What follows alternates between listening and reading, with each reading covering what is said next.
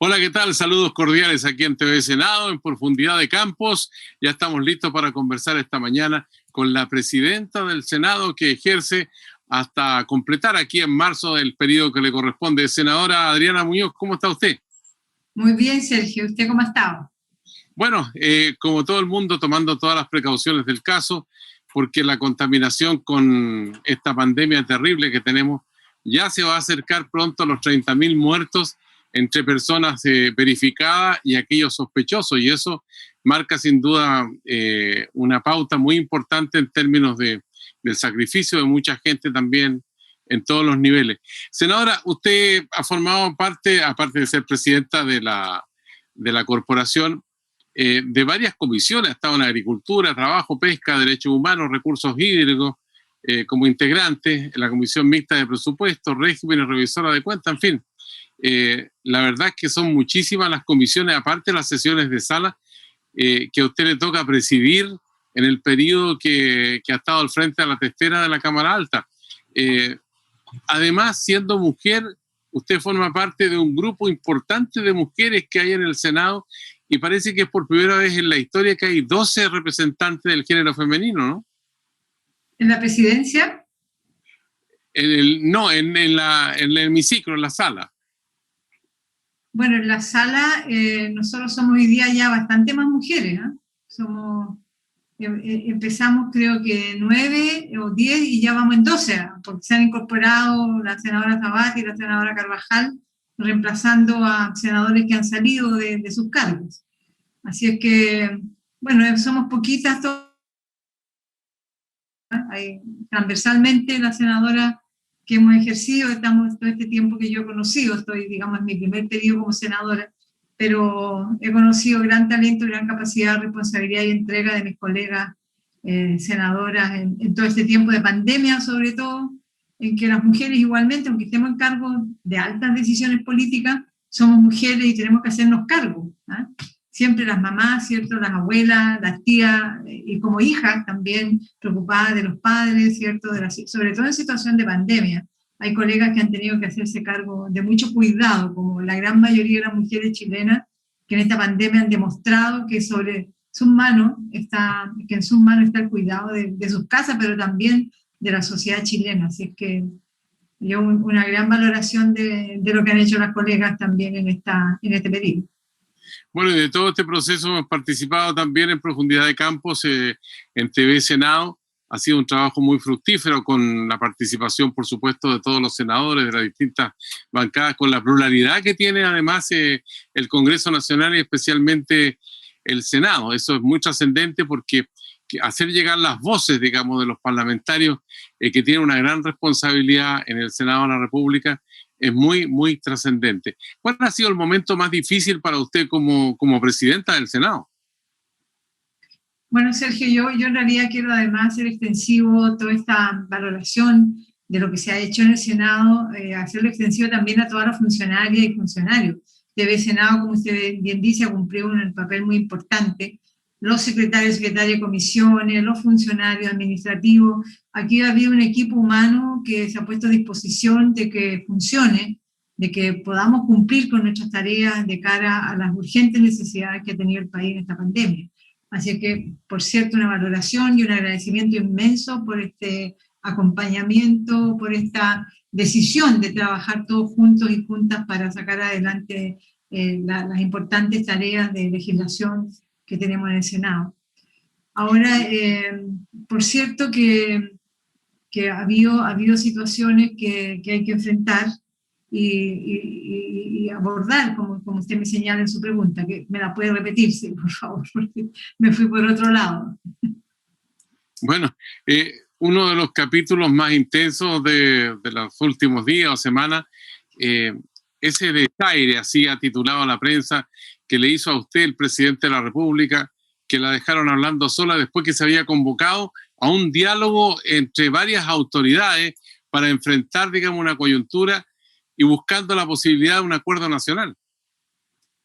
Bueno, ese ha sido un momento, Sergio, bien difícil en lo personal, también en mi calidad de autoridad, de presidenta del Senado, representando uno de los poderes del Estado, en ese diálogo al que llamó el presidente.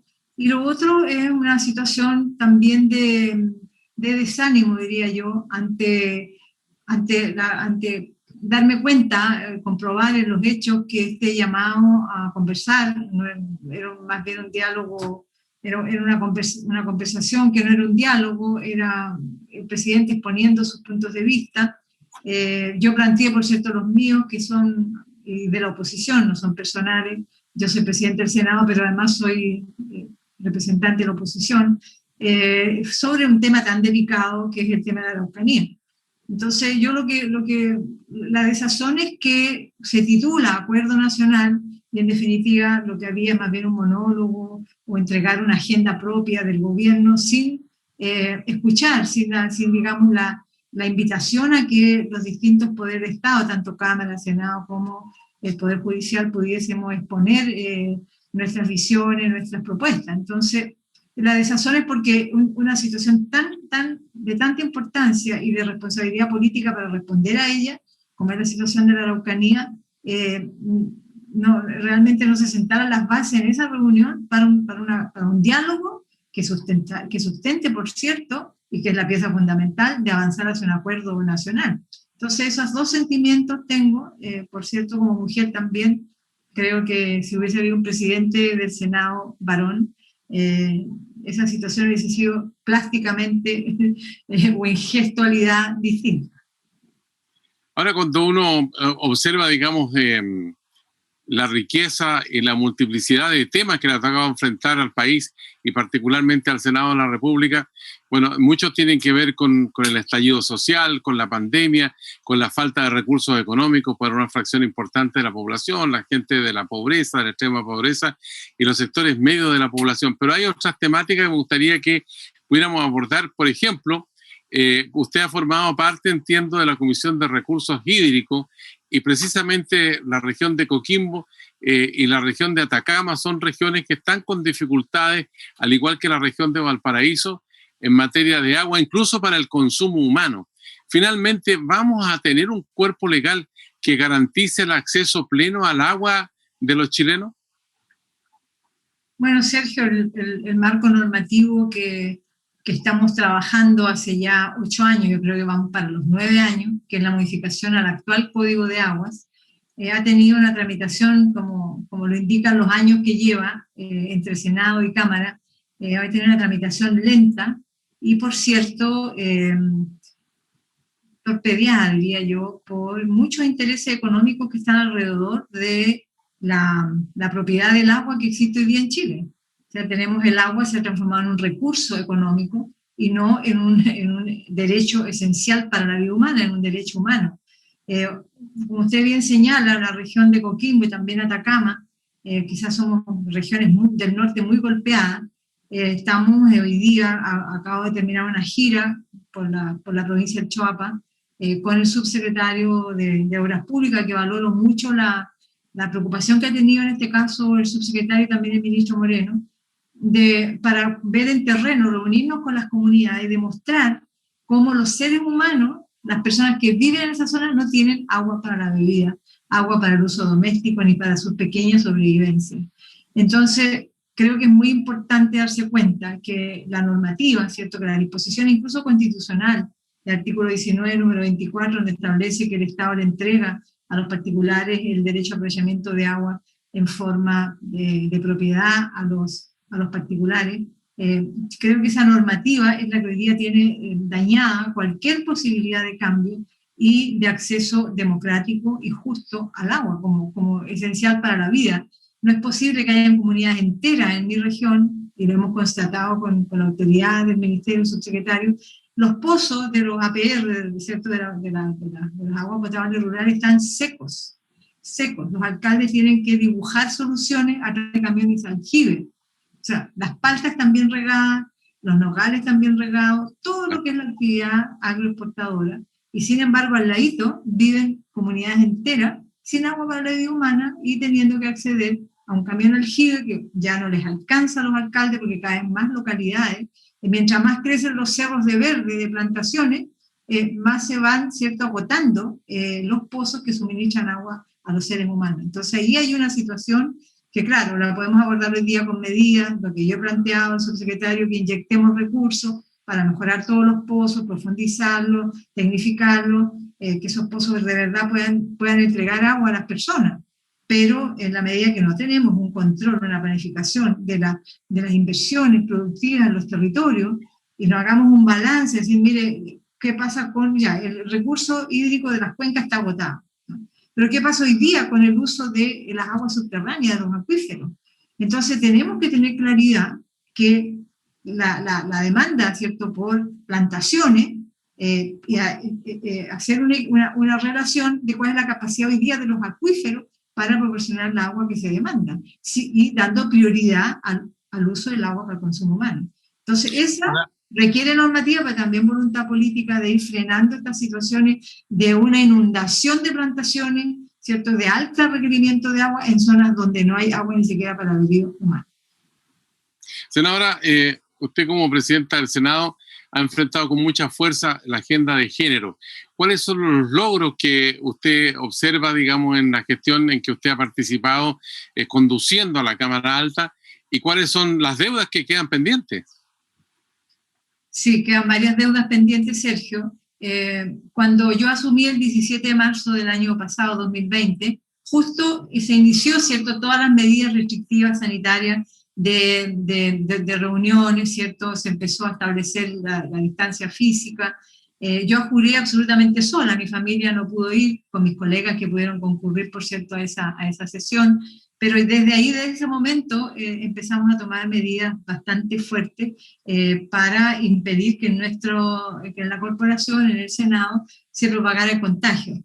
Y es por esa razón que muchas actividades que no son legislativas meramente, pero sí tienen un vínculo con esta actividad, pero que sí tienen relación con la necesaria conversación, cierto diálogo, participación con la sociedad civil, porque nosotros no podemos, y en mi opinión, no podemos legislar de espalda a la ciudadanía, ¿cierto?, encerrados ahí en Valparaíso, sino que hay que escuchar permanentemente, y así lo hacemos en las distintas comisiones, a los sectores que están involucrados en las iniciativas de ley.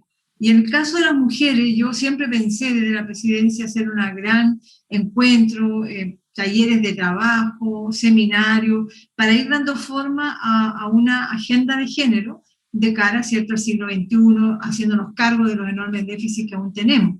Como eso no se pudo hacer presencialmente, instalamos en mayo del año pasado una mesa de género COVID-19, donde al final logramos articularnos telemáticamente alrededor de 120 organizaciones de mujeres de la sociedad civil, 24 parlamentarias entre senadoras y diputadas, y de ahí fuimos trabajando semanalmente o cada dos semanas, levantando el diagnóstico de cuál es la situación de las mujeres, por cierto, antes de la pandemia, pero también el diagnóstico de cuáles son las vulnerabilidades que presentan las mujeres, dada la condición de inequidad, ¿cierto?, desigualdad de género, ante una crisis sanitaria como la que empezábamos a vivir. Y levantamos, Sergio, una importante agenda, donde proponemos, ¿cierto?, medidas de urgencia, medidas de mediano, corto y largo plazo, y esas propuestas fueron siendo conversadas con autoridades de gobierno, con la ministra Salaquet, que acogió la agenda, la consideró, y también con nosotras mismas como parlamentarias, haciéndonos cargo desde el punto legislativo de iniciativas de ley que estaban a medio camino, ¿cierto?, o que no habían sido puestas como prioridades, y empezamos a avanzar en esa línea. Hay una agenda bastante nutrida en áreas como trabajo. Se organizaron comisiones, estas más de 120 mujeres, trabajamos disciplinadamente en comisiones de trabajo, de salud, de educación, de derechos sexuales y reproductivos, agua, territorio, niñez, discapacidad, bueno, una diversidad sexual. Trabajamos ampliamente en todas esas materias y hoy día está ahí, y por cierto, vamos a darle continuidad, en ese sentido, es muy importante que asuma otra mujer, Yasna Proboste, con la cual tenemos un trabajo en materia de género permanente, y podremos, ¿cierto?, instalar también este trabajo desde la mesa que ella presida. Y por otro lado, también instalamos la mesa de la diversidad sexual, con 33 organizaciones de la diversidad, que también está ahí como un legado importante, y la mesa de verdad, justicia, reparación y garantías de no repetición, que es una mesa muy nutrida, que hemos avanzado, pero hemos ido quedando con algunas tareas que irán a ser concluidas, yo creo que en el mes de abril, mayo de este año. Bueno, usted ha observado que, de acuerdo con los datos estadísticos, las mujeres han sido particularmente castigadas por la pandemia, por las responsabilidades que han tenido que asumir. Hay pérdidas de trabajo, entre otras, responsabilidades hogareñas, en muchos casos que no son compartidas por los varones, en fin. Pero la iniciativa del gobierno en términos globales, ¿cómo la ha visto usted, por ejemplo, el bono de COVID, el FOGAPE, que fue para las pymes, digamos, el postnatal de emergencia, la continuidad de los servicios básicos también, la extensión de licencias de conducir, revisiones técnicas, retiros previsionales, ¿no? Los famosos 10%, y el subsidio protege? Todas esas medidas, ¿cómo ha visto que ha tenido el desarrollo en el transcurso de este año que llevamos ya de pandemia? Sergio, eso ha sido materia de controversia política muy profunda entre gobierno y oposición en el Congreso Nacional, Senado, Cámara. Nosotros desde el inicio como oposición planteamos destinar recursos, hay 12.000 millones de dólares que se concordó, gobierno-oposición, para destinarlos a medidas de respuesta económica a la crisis profunda que están viviendo millones de hogares en nuestro país. Y desde el inicio nosotros planteamos como eje articulador de las medidas una renta mensual de emergencia, que permitiera, ¿cierto?, en forma constante contar a las familias con un ingreso asegurado. No tener que estar, ¿cierto?, mirando la ficha de hogares, ¿cierto?, mirando los requisitos, si entro en el tramo, si no entro. Ahora último se ha vinculado con el programa paso a paso, si estamos en 1, en 2, en 3, puedo acceder, si no, no puedo. Mire, una confusión, una tramitología que no amerita la gravedad de la crisis sanitaria y económica que estamos viviendo. Entonces, por eso desde el inicio, esa fue la gran controversia entre la oposición y el gobierno, de tener una renta mensual de emergencia y tener este cuenta-gota que está graficado en todas las iniciativas que usted recién ha mencionado. Hoy día se están extendiendo por cuarta vez la ley de protección al empleo. No tenemos un postnatal de emergencia de verdad. Tenemos ahora un bono de 200.000 pesos para que las madres trabajadoras se las arreglan como puedan. Claro, esos 200.000 pesos sirven, pero una cuesta arriba de 300.000 pesos. Y una guardería igual. Por otro lado, ellas tienen que ir a trabajar siendo posibles vectores de contagio, trayéndolos a su casa y contagiar a sus bebés. Entonces, ha sido todo una visión muy diferente que hemos tenido, pero igualmente al final hemos tenido que ir tramitando proyectos, entregando respuestas con esta, digamos, con esta dificultad de dar una respuesta más contundente, más permanente, más eficiente, más humana, poniendo en el centro la vida, la salud y no tanto la economía como aquí lo ha barajado el gobierno. Y por otro lado, en materia de género, Sergio, en la agenda de género, nosotros fuimos detectando muy lentamente y también con toda los conocimientos y la trayectoria y la experiencia que tienen las mujeres que son parte de esta mesa, que todas estas propuestas que leemos, FOGAPE, IFE1, IFE2, no tienen un foco en la condición de las mujeres. Vale decir, son medidas desprovistas de un enfoque de género. Tenemos 51 leyes más o menos aprobadas como respuesta a la pandemia, en materia económica, social, la línea que usted ha mencionado. Pero solo 18 de ellas tienen un leve tinte de enfoque de género. Entonces eso nos deja una gran lección y tarea que nos hemos planteado en la mesa de género, en esta agenda, poder trabajar ahora, y eso lo hemos planteado en el libro que recién hicimos un lanzamiento que se llama Mujeres en tiempos de esperanza, crisis y pandemia, con un conjunto de investigadoras, de académicas, pero también 36 mujeres, ¿cierto?, campesinas, dueñas de casa, enfermeras, doctoras, pescadoras, etcétera, que nos empezaron a dar sus testimonios cómo están enfrentando las mujeres en el día a día esta pandemia y de qué manera entonces podemos nosotros con ese aprendizaje avanzar en una ley, ¿cierto?, de catástrofe con enfoque de género. Hay mandatos de organismos internacionales, ¿cierto?, de convenios internacionales que ha suscrito nuestro país, que mandata, que obliga a ir trabajando, ¿cierto?, las leyes de catástrofe, ya sean naturales o de una crisis sanitaria como la que vivimos, ir incorporando el enfoque de género. Entonces, lo que nos queda como lección de esta mesa y lo que estamos trabajando ahora de cara a este año es poder ir avanzando en una ley de catástrofe con enfoque de género. Senadora Adriana Muñoz, como presidenta del Senado, le invito a que hagamos una pequeña pausa para seguir conversando aquí en Profundidad de Campos en el canal del Senado de la República. Volvemos en un instante con usted.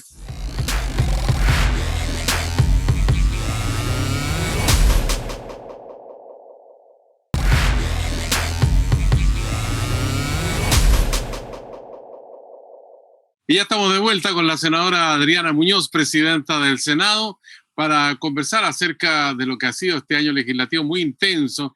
Chile fue uno de los primeros países del mundo en instaurar y desempeñarse bajo el sistema telemático, y en esa tesitura ha estado el Senado de la República en esta Profundidad de Campos, cuando estamos conversando hoy día precisamente a través de este sistema con la senadora Adriana Muñoz. Senadora, viene la elección de la constituyente, pero otras 3 elecciones más.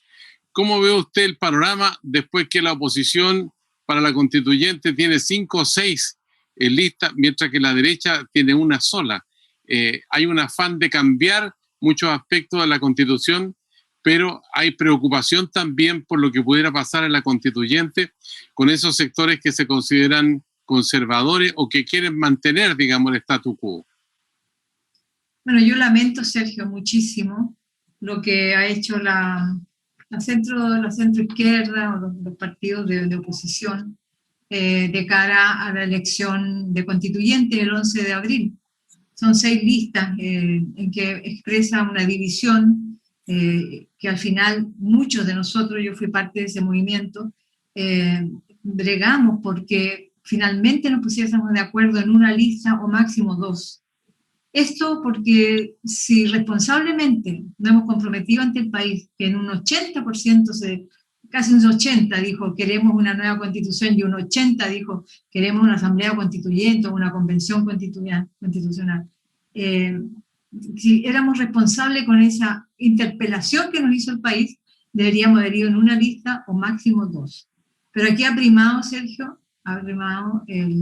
yo diría una impronta muy autorreferente, muy de búsqueda de identidades, del camino propio, del perfilamiento de lideresas o de líderes dentro de las filas de la oposición. Y eso primó a la generosidad que nos exige este momento histórico de unirnos en torno a un tema tan central, nos requiere muchas vueltas, que es cambiar la Constitución y a lo que nos hemos comprometido. Y el acuerdo por la paz y la nueva constitución de noviembre del año 2019, lo que al final resultó entre los tiras y aflojas, ¿cierto? Con 2/3 se van a hacer cambios. Entonces, si una fuerza política logra una gran cantidad de constituyentes, por cierto, va a tener más peso para frenar, ¿cierto? O promover los cambios estructurales de fondo que requiere la redacción de una nueva constitución. Entonces creo que aquí hay un dejo, en mi opinión, de irresponsabilidad de estas fuerzas políticas. Ahora, el problema, digamos, no solamente está radicado en la constituyente, como usted menciona con tanta claridad, sino de qué manera encaja esa movilización social tan masiva que hubo en octubre de 2019 y que tuvo distintos capítulos a través del país, con una posibilidad, por ejemplo, que se mantenga una constitución parecida a la que tenemos hoy día.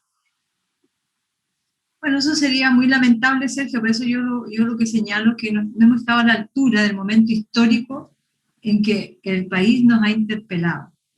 No solamente por el acuerdo, el proceso, ¿cierto?, del plebiscito, en que nos deja claro que se quiere una nueva constitución y redactar una nueva constitución de una manera de una asamblea participativa, primera vez que la ciudadanía va a escribir la nueva constitución. Siempre había sido una redacción de élite, ¿cierto?, en que economistas o grandes constitucionalistas o incluso personas del mundo de las finanzas redactaban las constituciones. Hoy día el mandato es escribirlo con que la ciudadanía escriba esta constitución. Entonces yo de verdad lo que creo es que no solamente ese mandato que se nos dio en el plebiscito, sino que lo que sucedió el 18 de octubre del 2019 en adelante, de verdad una gesta dolorosa, pero a la vez magnífica, de revuelta social, como no habíamos visto desde la vuelta a la democracia, por el hastío, por el cansancio, la rabia y el dolor que hay en nuestro país por los abusos, por la desigualdad profunda, por la concentración de la riqueza. Entonces, eso que ahí sucedió, hay 490 o casi 500 compatriotas que perdieron la vista, ¿cierto? Y todavía no se les repara en plenitud. Hay personas muertas, 23, 25, no tenemos claridad, pero hay más de 20 personas que murieron en esa revuelta. Entonces, cuando después esa revuelta es la que gesta, ¿cierto?, ese cambio grande de decir, mire, nueva constitución como uno de los reclamos centrales, y además que fue el encauzamiento institucional que se buscó para ir de alguna manera superando esa situación. Y una vez que se camina en esa línea, esto se encapsula en un debate de partido, y nos damos el lujo, ¿cierto?, de decir, mire, no nos ponemos de acuerdo en esto. Yo quiero mi protagonismo, yo como partido, yo como líder, quiero mi protagonismo, quiero mi lista. Yo lo siento de verdad como no estar a la altura, Sergio, de lo que sucedió en Chile en octubre del 2019 y no estar a la altura de lo que sucedió el 25 de octubre con este mandato, con esta interpelación a una nueva constitución. Otro punto importante es las candidaturas presidenciales. El PPD tiene a Heraldo Muñoz, la Democracia Cristiana Jimena Rincón, y bueno, Paula Narváez en el Partido Socialista. ¿Cómo resolverse esa ecuación con una consulta ciudadana directa, con una preprimaria, digamos, o cómo? Mire, eso está bien enredado, Sergio, y creo que también muestra la misma tendencia que han mostrado los partidos de cara a la constitución de las listas al proceso constituyente. También acá cada partido tiene, claro, por cierto, todas las facultades para presentar sus candidaturas. Sin embargo, dentro, bueno, tanto en la centro derecha como en la centro izquierda hay diversas candidaturas, varias candidaturas que tendrán que dirimirse a través de un mecanismo. Ahora, nosotros tenemos, ¿cierto?, la decisión de varios partidos, Partido Radical, el PRO, nuestro propio partido, Partido por la Democracia, de ir a una primaria entre todos y que ahí salga el candidato de la centroizquierda. Yo creo que eso, bueno, es una apuesta que quienes están diseñando ese mecanismo tendrán que responder posteriormente. ¿Debería participar la Democracia Cristiana también con Jimena Rincón, junto con Narváez y Muñoz, y otros candidatos que surjan, digamos? O sea, yo creo que si somos una coalición, que somos una fuerza política de oposición que está buscando el cambio de este gobierno, deberíamos aproximarnos dentro de todos los procesos a la unidad. No ir dejando ciertos espacios, momentos, situaciones de quiebre, que creo que nos puede traer muchas dificultades para un proceso electoral de triunfo en noviembre próximo.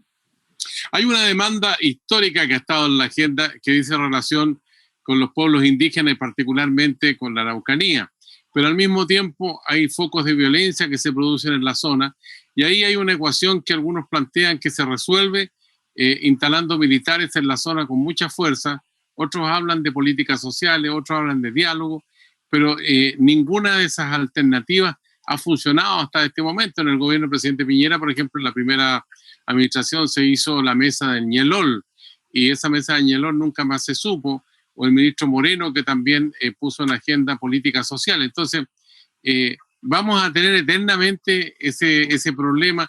Va por dos vías, política social y por otra parte en materia de seguridad con características policiales.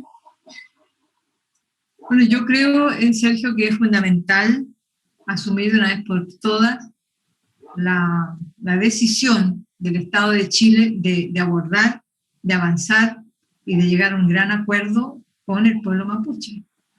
No solamente en los gobiernos recientes, ¿cierto? También Michelle Bachelet hizo un esfuerzo, el obispo Vargas sacó un pronunciamiento, anteriormente el presidente Frei, Lago, bueno, todos, el presidente Elwin, que puso sobre la mesa inmediatamente el tema una vez recuperada la democracia, pero no ha habido una respuesta real de voluntad del Estado de Chile.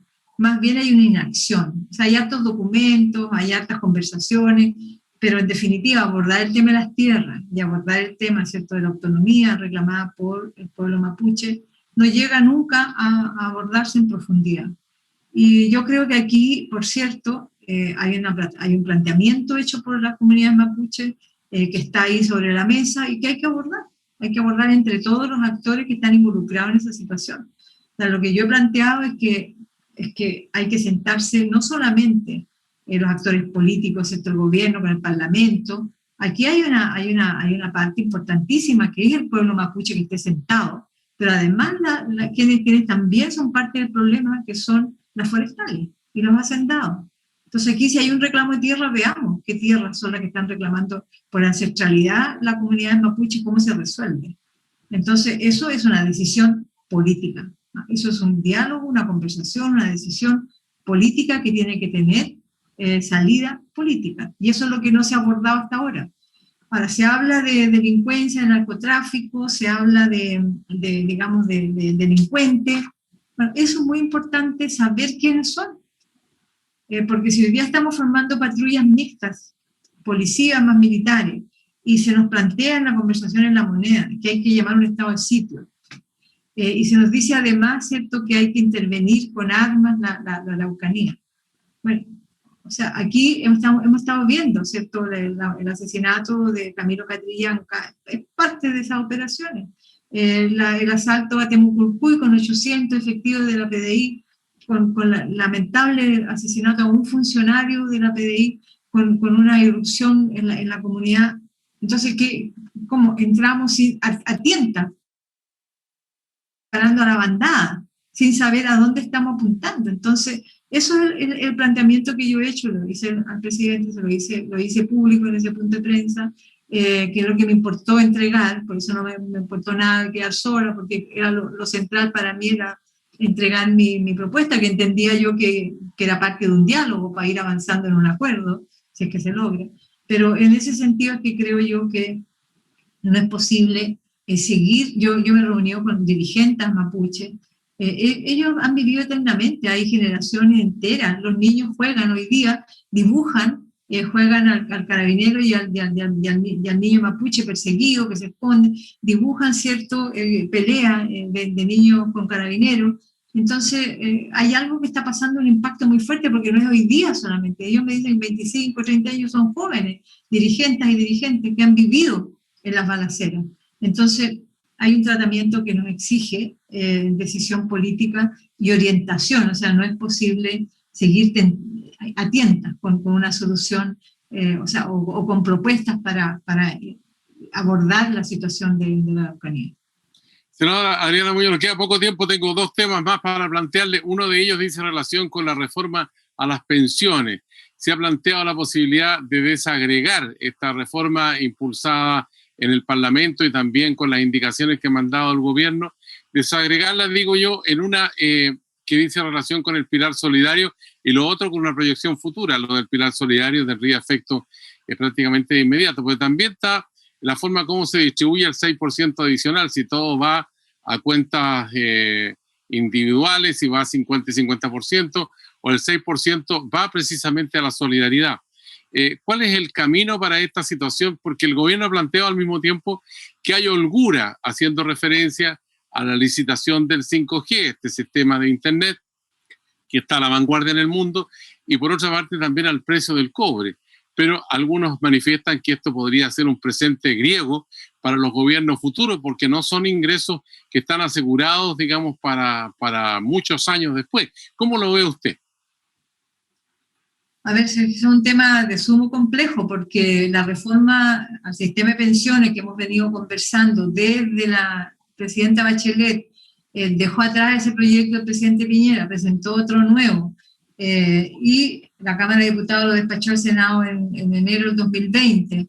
Del 2020 que estamos nosotros como senadoras y senadores de la Comisión de Trabajo de Oposición, buscando puentes para conversar, para intercambiar visiones, opiniones con el gobierno, dado que nosotros tenemos dos visiones muy lejanas, Sergio. Nosotros creemos que este es el momento de hacer un cambio profundo al sistema de pensiones en Chile, que es un fracaso, que paga pensiones de miseria.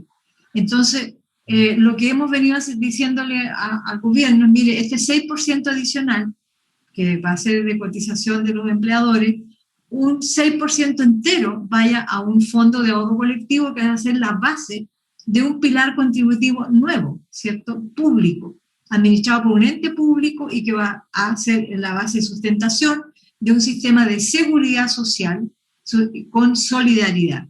Eso es nuestro planteamiento. Y incluso nuestros asesores técnicos, que son de la máxima excelencia, junto con asesores del Ministerio de Hacienda, le estamos modelando cómo con la base del 6% entero ahorro colectivo solidario se pueden pagar pensiones hasta un 30% mayor de lo que se están pagando hoy día. Sin embargo, no hemos podido acercar esas posiciones.